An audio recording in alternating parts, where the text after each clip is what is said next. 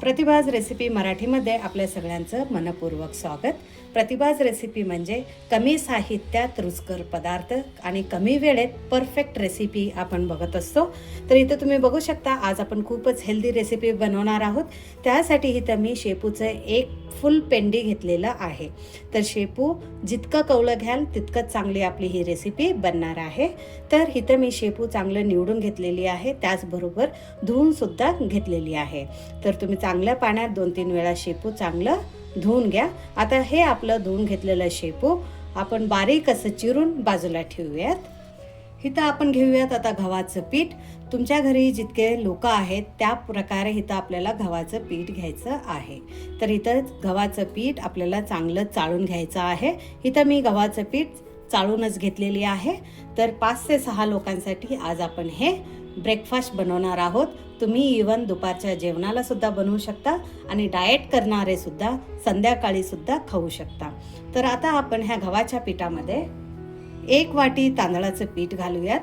त्याचबरोबर अर्धा वाटी बेसन आपल्याला ह्यामध्ये घालायचं आहे. आता आपण ह्यामध्ये घालूयात तीळ. इथं मी 4 ते 5 टेबलस्पून इतकं तीळ घेतलेली आहे. जितकं आपण तीळ घालतो ना तितकंच आपलं रेसिपी टेस्टी बनणार आहे. त्यासाठी तुम्ही तीळ खात असाल तर तीळ थोडं तुम्ही जास्ती घाला. तर आता तीळ घातल्यानंतर आपण ह्यामध्ये 2 टेबलस्पून इतकं ओवा घालूयात. ओवा हातामध्ये थोडंसं असं आपल्याला क्रश करून घालायचं आहे. आता 1 स्पून इतकं आपल्याला ह्यामध्ये जिरा घालायचं आहे. आता घालूयात 1 ते 1.5 चम्मच आपल्याला इथं हळदीचं पावडर घालायचं आहे. त्याचबरोबर आता आपण इथं घालूयात तिखटसाठी लाल तिखट. इथं मी गुंटूर आणि बॅडगी दोन्ही मिक्स करून घेतलेली आहे. तिखट तुमच्या आवडीनुसार इथं तुम्ही जास्ती कमी घालू शकता.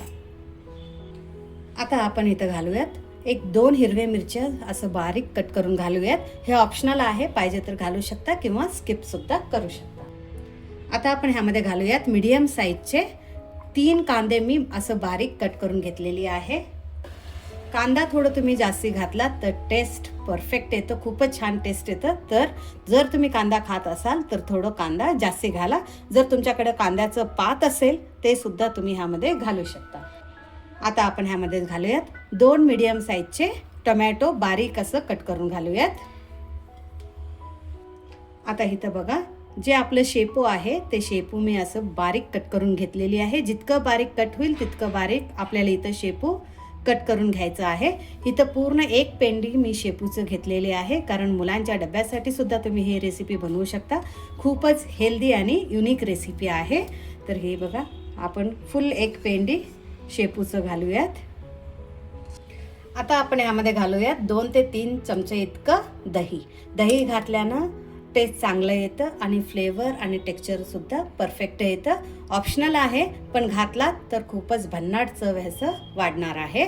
तर इथं मी 2 ते 3 चमचे इतकं दही घातलेलं आहे. खूपच दही आंबट असेल तर फक्त 2 चमचे इथं तुम्ही दही घालू शकता. आता घालूयात चवीपुरतं मीठ. मीठ घातल्यानंतर आपल्याला हे सगळं मिश्रण एकजीव करायचं आहे. खूपच युनिक आणि खूपच नवीन असं आपलं हे आज रेसिपी बनवून रेडी होणार आहे. सकाळच्या नाश्त्यासाठी, दुपारच्या जेवणासाठी किंवा संध्याकाळच्या जेवणासाठी, तेही नको असेल तर इव्हनिंगच्या स्नॅक्ससाठी सुद्धा तुम्ही ही रेसिपी बनवू शकता. कारण कधीतरी आपल्याला खूपच डिफरंट असं खाऊ वाटतं. एकाच प्रकारचं पदार्थ खाऊन कंटाळ आलेला असतं, तेव्हा तुम्ही असं एक रेसिपी बनवू शकता. हे बघा, आपलं पीठ आणि शेपूची भाजी चांगलं मिक्स झालेलं आहे. मसाले सुद्धा चांगलं मिक्स झालेलं आहे. आता आपण ह्यामध्ये घालूयात थोडं पाणी. आपल्याला इथं थोडं पाणी घालून जसं आपण चपातीचं पीठ मळतो तसंच आपल्याला इथं हे पीठ मळायचं आहे. पण जास्ती चपातीच्या पिठासारखं घट्ट ठेवायचं नाही आहे. थोडंसं इथं आपल्याला हे पातळ ठेवायचं आहे.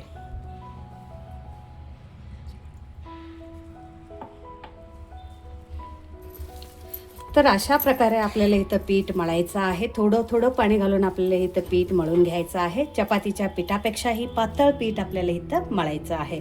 पिठाचं कन्सिस्टन्सी इथं तुम्ही बघू शकता.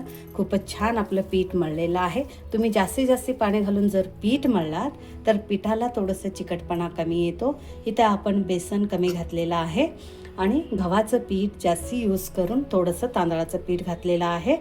जर कोणी बेसन किंवा तांदळाचं पीठ खात नसेल तर त्यांनी इथं ज्वारीचं पिठाचा वापरसुद्धा करू शकता. तर बघा, आपण ह्यामध्ये कोणत्याच प्रकारचं सोड्याचं वापरसुद्धा केलेलं नाही आहे. झटपट रेसिपी आपण आज पाहतोय. तर आता काय करायचं, ह्यामधला एक छोटासा उंडा आपण घेऊयात. हे बघा असं.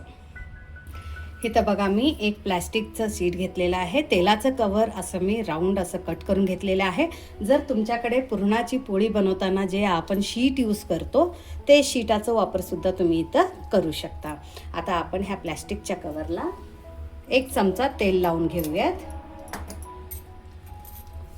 तेल चांगलं लागलं तर आपलं जे आज आपण थालीपीठी बनवणार आहोत ते चांगलं निघून येईल तव्यावरती. त्यासाठी आपण ह्यात थोडंसं तेल लावूयात.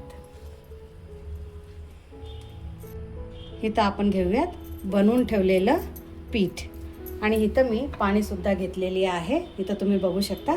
पाण्यामध्ये असं हात बुडवून आपल्याला इथं हे थालीपीठ थापायचं आहे. जितकं पातळ पाहिजे तितकं पातळ तुम्ही इथं थालीपीठी थापू शकता. तर आज आपण इथं उत्तर कर्नाटकचं एक खूपच हेल्दी आणि unique breakfast recipe, lunch recipe आणि डिनर रेसिपी बनवतोय. तुम्ही तुमच्या घरामध्ये कोणत्या प्रकारे बनवता ते मला कमेंट करून सांगायला विसरू नका. अजून कोणी प्रतिभाज रेसिपी मराठीला सबस्क्राईब केला नसाल तर सबस्क्राईब करायला सुद्धा विसरू नका. खूपच इझी रेसिपी आणि डिफरंट रेसिपीज आपण इथं बनवत असतो आणि बघत असतो.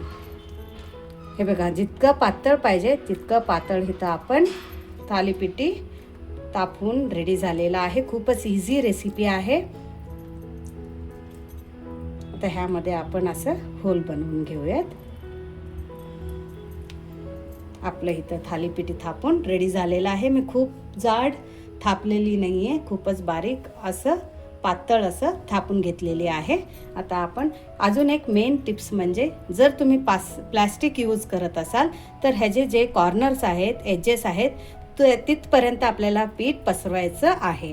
कारण काय होतं की प्लॅस्टिकचं कवर अजून एजेसला तसंच राहतं आणि आपण तव्यावर टाकतो तेव्हा हे प्लॅस्टिकचं शीट तव्याला चिटकतं.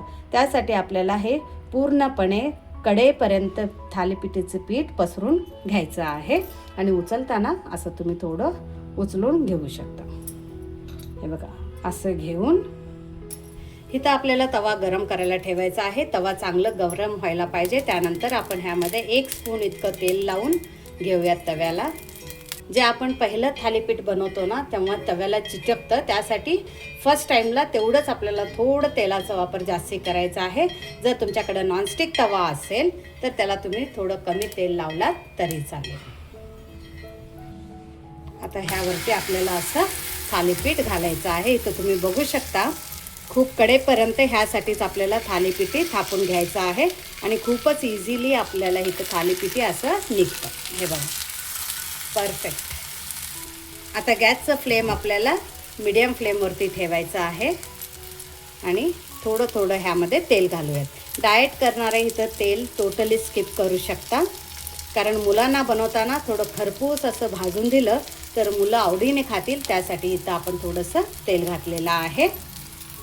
आता ह्यावरती एक झाकण ठेवूयात आणि मीडियम फ्लेममध्ये 1 मिनिटासाठी हे शेकवून घेऊयात. तर बघा, 1 मिनिटानंतर आपल्याला हे फिरून घ्यायचं आहे. वाव, खूपच परफेक्ट आपलं इथं थालीपीठी रेडी झालेलं आहे. शेपूपासून बनवलेलं हेल्दी थालीपीठ कधी तुम्ही ट्राय केला असाल तर कमेंट करून सांगायला विसरू नका. खूपच छान खरपूस असं भाजलेलं आहे. मुलं आवडीनं खातील. मुलांच्या डब्यासाठी सुद्धा परफेक्ट रेसिपी असं म्हटलं तरी चालेल. हे बघा, दोन्ही बाजूला चांगलं असं आपल्याला थालीपीठ भाजून घ्यायचं आहे. ह्याला तुम्ही शेपूची भाकरी म्हणलात तरी चालेल, कारण हे आपण थालीपीठीसारखं तव्यावरच थापलेलं नाही आहे आणि त्याचबरोबर सोडासुद्धा घातलेलं नाही आहे. तर परफेक्ट असं आपलं थालीपीठ भाजून रेडी झालेलं आहे. तर आता आपण हे काढून घेऊया. आपलं गरमागरम हेल्दी शेपूचं थालीपीठ किंवा शेपूची भाकरी बनवून रेडी झालेलं आहे. खूपच क्रिस्पी, त्याचबरोबर युनिक. खूपच गरम आहे, तेवढंच पातळ आहे, खूप छान आहे. बघताच तोंडाला पाणी सुटेल इतकी छान ही रेसिपी झालेली आहे. इतकं खमंगपणा ह्याला आलेला आहे. आणि इथं मी तुम्हाला तोडून दाखवते. सोड्याचा वापर न करता तुम्ही असं हे थालीपीठ बनवू शकता. आणि मुलांना तुम्ही डब्यामध्ये केचपसोबत सुद्धा देऊ शकता, त्याचबरोबर दहीसोबत सुद्धा देऊ शकता. आहे ना परफेक्ट कॉम्बिनेशन. टेस्ट करून बघूयात. इतकं छान हे थालीपीठ झालेलं आहे. तोंडात टाकताच अजून खावं इतकी इच्छा होते. कमी साहित्यात आणि कमी मसाल्यामध्ये इनो सोडा न वापरता इतकं छान हे रेसिपी बनवून रेडी झालेलं आहे. तुम्ही जितकं मुलांना द्याल तितकं सगळं त्याने डबा संपवून आणतील इतकी 100% मी गॅरंटी देते. तुम्ही कधी हे रेसिपी ट्राय केला नसाल तर ट्राय करायला विसरू नका. आणि त्याचबरोबर तुम्हाला आजची ही रेसिपी कशी वाटली ते मला कमेंट करून सांगायला विसरू नका. जर तुम्हाला आजची ही रेसिपी आवडली असेल तर तुमच्या फॅमिली आणि फ्रेंड्ससोबत शेअर करायला सुद्धा विसरू नका. परत भेटूयात असंच नवीन रेसिपीसोबत, हेल्दी रेसिपीजसोबत आणि उत्तर कर्नाटकाच्या रेसिपीजसोबत आपल्या प्रतिभाज रेसिपी मराठीमध्ये. थँक्यू.